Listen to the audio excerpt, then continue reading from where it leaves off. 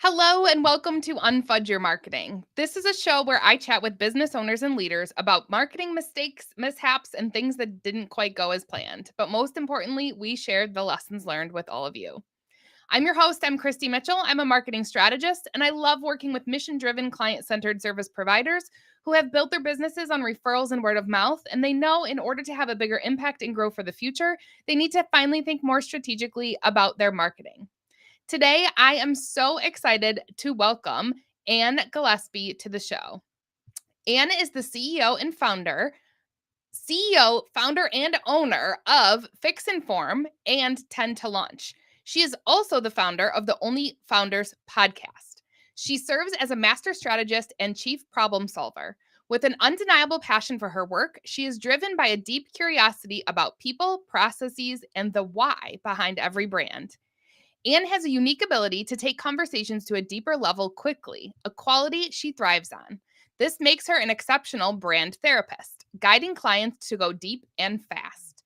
This approach allows her to unravel anything that may be standing in the way of building the brand of their dreams and helping them soar to new levels of greatness.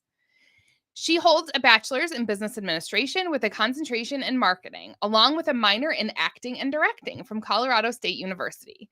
A true Denver native, Anne briefly lived in Austin, Texas, but the call of the seasons brought her back home.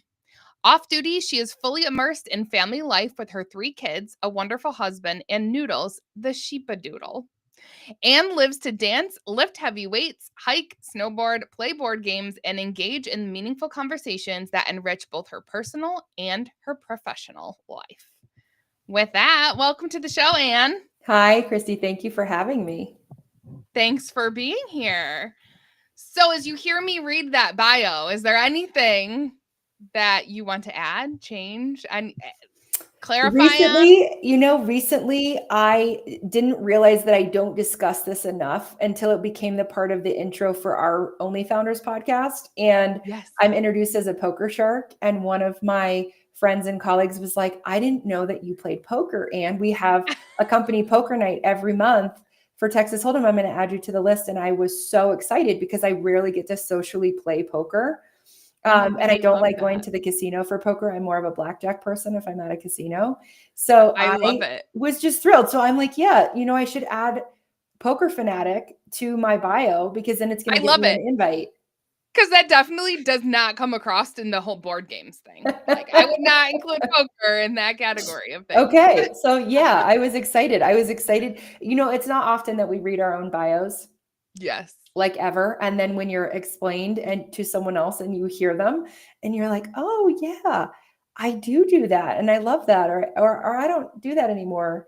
It was fascinating. So yeah, I do like the bio. I liked hearing it again. Awesome. Great. Well, I always like to start by sharing how I met my guest. And so Galway gets a shout out because you and I both, I think, guested at a women's networking group through Galway virtually. And so that's how we got connected. And we hit it off as 2 experts in the marketing space. And I thought, oh my gosh, I have to have you on the show. We have to have a conversation about marketing mistakes that we see all the time. Absolutely. And may have made, right? Because everybody expects marketing people to have the best marketing. And that's the problem with it. We also mess up too. So we do. It's like there's so much opportunity that we don't have the answer. And I often see most marketing businesses don't have great marketing. And because we don't hire people, because we feel like if it's our service, we should be doing it for ourselves. And that's actually the worst approach that I found to marketing, being a branding and a marketing company. It's like, we shouldn't be marketing. So that's actually one of the things I'll just like start right away with is a tip. Yeah. I, as a small business owner, I've had Fix Inform for 11 years, and Tend to Launch was just this year with co-founders. So it's my second launch, not all by myself, which feels great. But Fix Inform, I'm the sole owner. And so for me, being a branding and marketing agency with that long of a history, I felt it's the ego game. I should be doing my own content. I should be doing my own marketing. There's no reason to spend money on that because that's what we sell.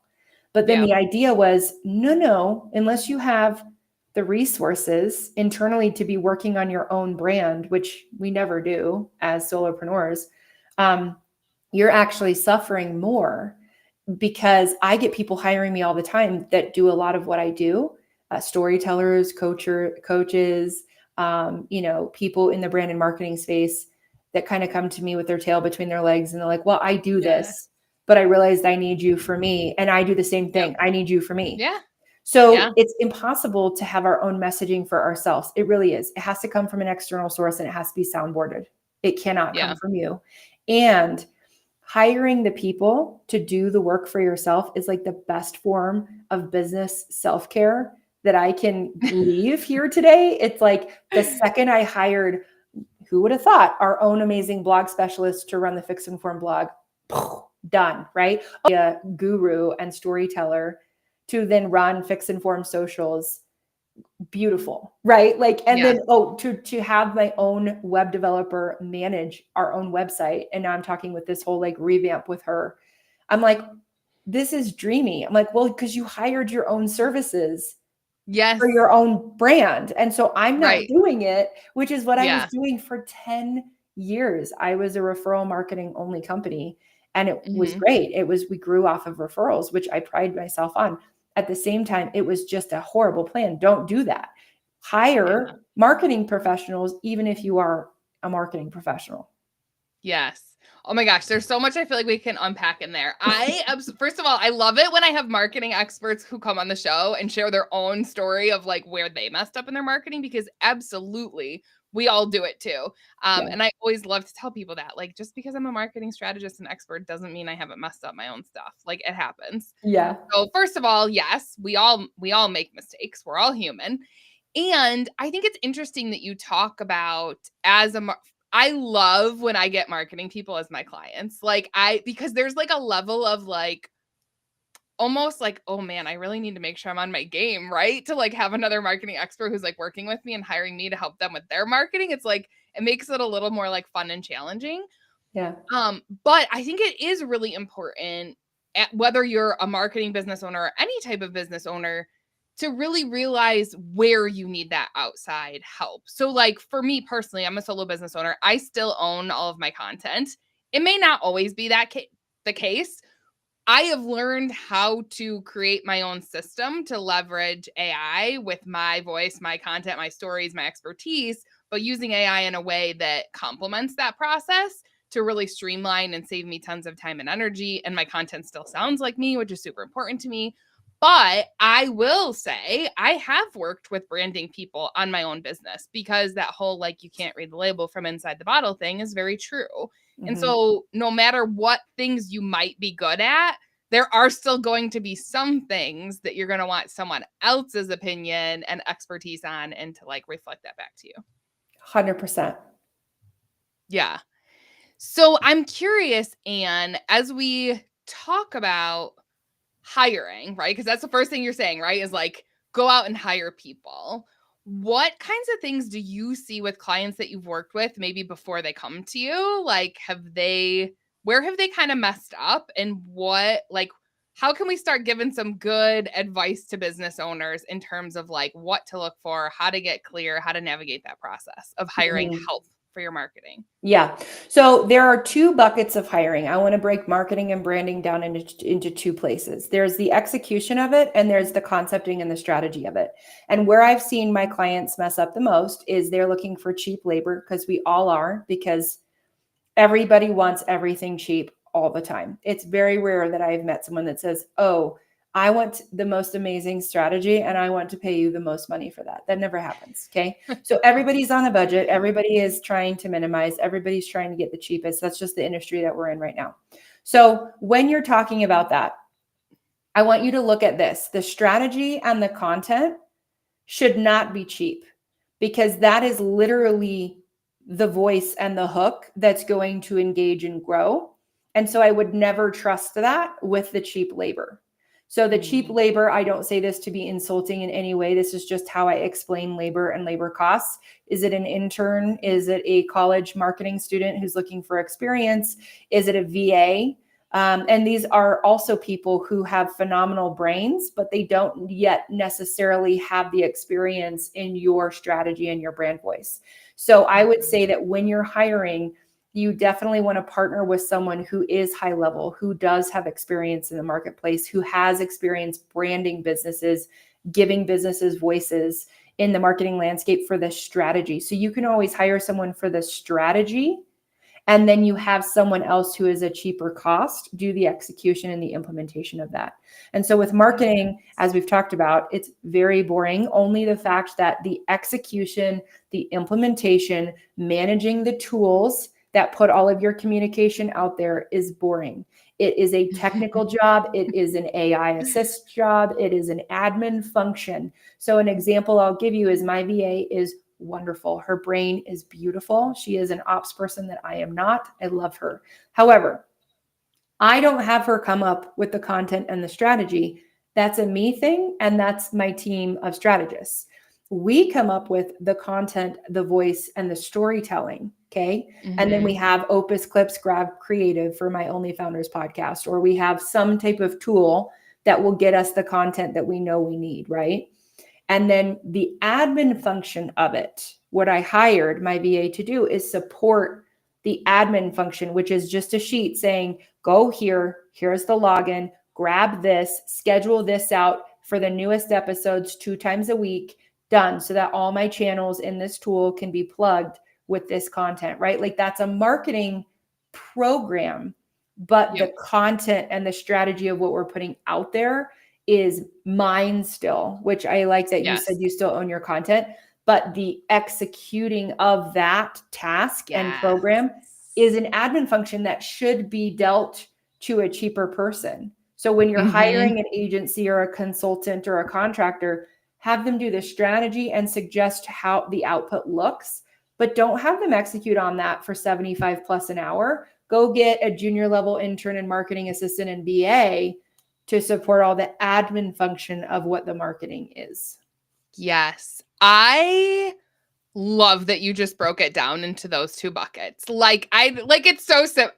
If you know me, you know I like simple and strategy. Like it's so simple, but as you were talking, I'm like, this is what I see so often is that business owners don't want to pay the cost to get a solid strategy. And so they jump to the other bucket that you mentioned, which is just the execution. So they hire a expecting them to come up with your strategy. And I'm like, you're paying a 22-year-old or a VA who's not in marketing to come up with your content strategy of storytelling. Because they think that's all the same job. Huge miss. Huge miss. And so many business owners make this mistake because I see it time and time again. They jump right to execution. They pay for someone to execute. And then they're like, this isn't what I wanted. Like, this isn't what I expected. And then sometimes they come, tail between their legs to say like, okay, I think I really need a strategy so that this person knows what they should be executing because I thought I could just hand it off. And we're missing a big piece here to make the whole thing work. And the other thing I will tell you too, that is a huge mistake that I learned a year ago was this is really important. Okay. So there are social media managers out there, okay, that come from more of the graphic design and arts and visual display side of things. And there are social media managers that come from the content, copywriting, and storytelling side of things, who may also have some of the graphic design skill sets to put it together. But I would warn you on this. I have done social strategies through both team members of mine. We have served social media to our clients, and the client feedback I got was very telling, and I had to make some adjustments on my team. When you have a graphic designer putting out social media, it is going to be beautiful. It is going to be designed forward. It is going to be highly branded, but it might be missing the storytelling piece of the content that engages. Okay. It's not going to be hitting as much. But then if you have the copywriter, storyteller, content person putting all the social media together, it's wonderful. It's impactful. It is intentional. You feel like you just get me. That hits, but without the beautiful display of graphics, it may not be visually appealing. So that's kind of where you have to find the balance of who is coming up with the story and the content and the schedule there. And then who's coming up with the graphic to visually display that content. Sometimes it can be the same person, but if I had to choose, I would pick the content copywriter storyteller over the graphic design, because the design of it doesn't necessarily matter as much as the actual hook and the message. So if you had to pick one, that's who I would go to for your social media. I love that you answered that, because that's totally what I was going to ask you. And I would say the same thing. Absolutely. Absolutely. I think, and that's not to minimize graphic designers by any means, No. but I do think strong copy can make up for some like what's the word I'm looking for? Like middle of the road graphics. Yeah, but here's the other thing. You can literally, because I'm not a graphic designer, I just know what visually looks good and feels good. So that's like a font choice. Just go into Canva, throw on your Yes. brand color on the background, which is what we all do. Yeah. Put like a tag or a quote with like a really nice backdrop in there of your brand color, or even like a landscape photo that you filter to your brand color in a filter system so it's colored. And then you've got a quote on there that's the hook of the message. And then it gets people to actually like read what it is. Or it could just be like slides in a carousel after that of like what you're trying to say with pictures of you.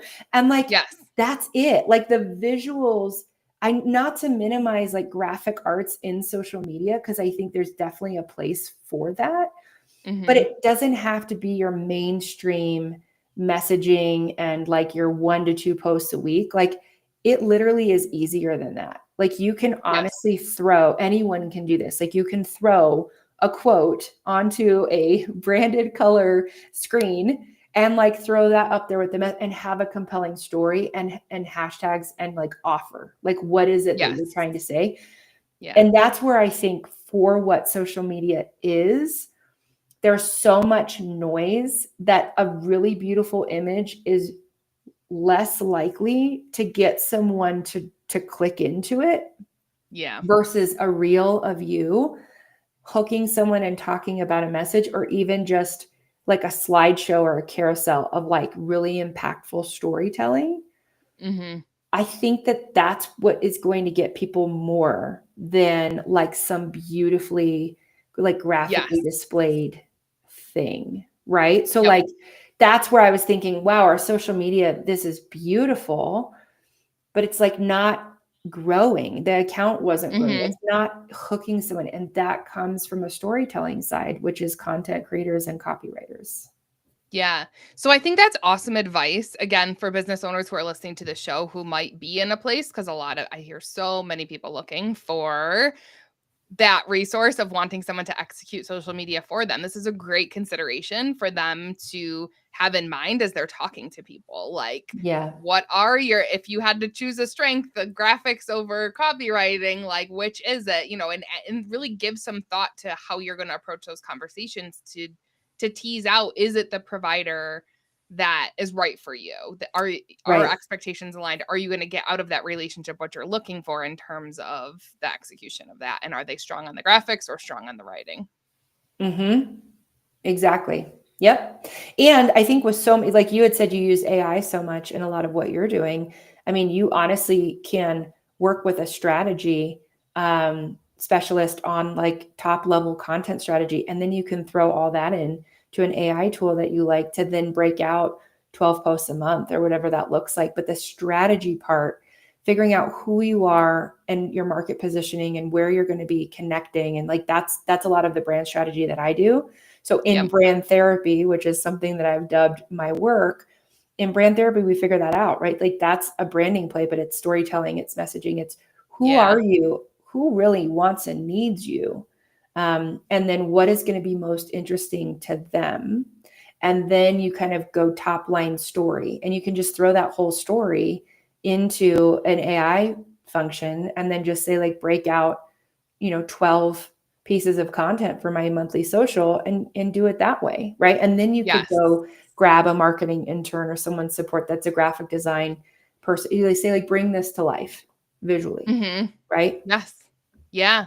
Yeah. And that's where I think it is, it's an interesting spot that business owners are in, especially now. And I say interesting, also, we could swap in confusing, overwhelming, frustrating, because there's so many options, which can be really overwhelming and confusing. But I love the way you talk about that. And, you and I have talked offline a little bit before this conversation, but like, that's what I love to do. I mean, I don't call myself a branding expert by any means, but that strategy piece is so key. And when I can help a client get super clear on those ideal clients they're trying to target and what makes them tick and what's important to them, and then use that to build that content strategy. Yes. Well, now I'm giving the client those specific topics they need to be talking about to then take that to the execution piece. And that's where I cannot stand when I see people using AI for that strategy piece. For what should I be talking about? What should I write? No, don't do that. You are the expert. You need that strategy. And to this your is point, where that investment.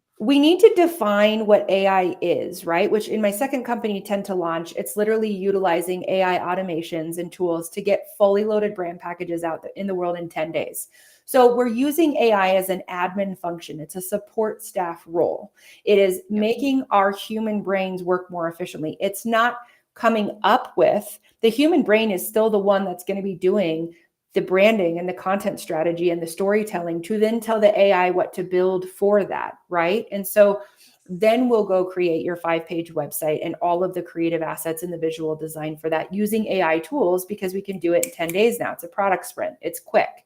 And that's why that's so lucrative, because it's not that consultative partnering agency experience that's all human. So now when AI is in the landscape, we say, well, man, it's really supporting all of our work, even in the traditional agency sense that is Fix Inform, of like a 4 to 6 month brand project that's 15 to 20K plus, that can still exist with humans, but those humans can work a little more efficiently and smarter on your account by using AI as a support. And so I think this show, like using this conversation alone to say AI should not be creating and strategizing and concepting for you, because then you won't be unique and it's not yours. But AI should be assisting in the admin function and the automations and the tools and the reminders and the note taking and everything that you can use AI for to be essentially your VA or your support staff, and be your team, where you can prompt it like a human. I have review calls with my AI autopilot all the time. And it's like a weekly review. And it's like, hey, go back to these 5 meetings and spit out my to-do list, and then get a list of what my VA needs to do and what I need to do. Like, you can use AI as like a support person to then improve the function of which all of that concepting and strategy needs to be executed on. But it cannot be coming up with strategy for you and copy, because it's not going to be yours. Yes, 1000% yes. And I think it is so interesting. Like, we weren't planning to talk about this AI thing right now, but okay, so I didn't tell you this before we got on. So when I pulled your bio to read that you had submitted, it was written in the first person. Well, I'm not going to read your bio in the first person. So I went to Gemini and I was like, rewrite this in the third person. That, like, I think that people should, listening to the show, who are trying to get clear on what AI is and what AI isn't, you wouldn't go to AI and tell it to write your bio for you. You're not going to do that. You need to know what you want to be in that bio.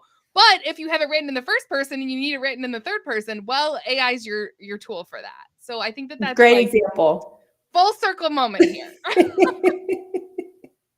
Love it. And so this is actually a way to use closed source AI. I want to share this with people because this is a tip that I use in my business that a lot of people seem to love. So in full transparency, I have an AI consultant. He's a co-founder of mine, Roger Campbell, on Tend to Launch. We call him the Robot Wrangler. He's an AI master. He runs AI consulting for businesses through his company called the AI Foundry. And he's out of Austin, Texas. So he's wonderful, but he's one of my co-founders at Tend to Launch for a reason, but he's also consulted me on a lot of the AI skills that I have. And I still am far behind. But one of the tips that I learned from him was you can plug in. So I like Otter. There's a ton of meeting recorders out there. Fathom. There's a lot. ReadMe. So I use Otter. I just like it. Maybe I'll change it in the future, but it's my Otter Copilot. It joins me on every meeting. So any meeting I have in person, I have the app. I can just start recording on the table. I'm like a detective. I throw my phone on the table and hit record. And it attends all of my virtual meetings. And so what it really does is it allows me to use AI in my process. And so my process is this.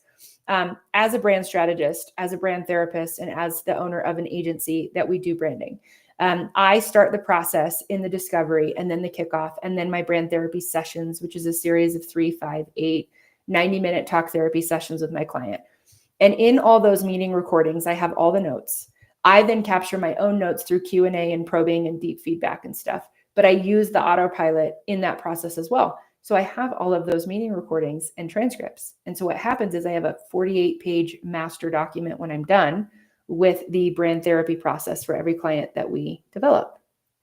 And closed sourced AI usage to create things is still possible. So then you go into your GPT, and I pay for mine. So there's free version, there's pay. I pay so I have little projects. And so I actually created projects, and this is my like secret sauce. So I have all these meetings. Now AI can't do those meetings for me. Yes, you can have an avatar. Yes, it can do it for me. I know that. I don't want it to do it for me. The human element in the branding that we do is still talk therapy with me, a human. And so when you're working in this talk therapy, you have all of these notes, right, from these sessions. So I have to do the work still to get the notes, right? But then I have this document. So I go to my GPT and I have a whole project in there. So it has everything done. I have a sample PDF in there uploaded already of my brand guidebook. That's a custom deliverable that I've created, your brand Bible. And I throw in our meeting notes, 30 to 50 page document from our talk therapy sessions, which my AI recorded, right? And then I say, using these notes and these notes only.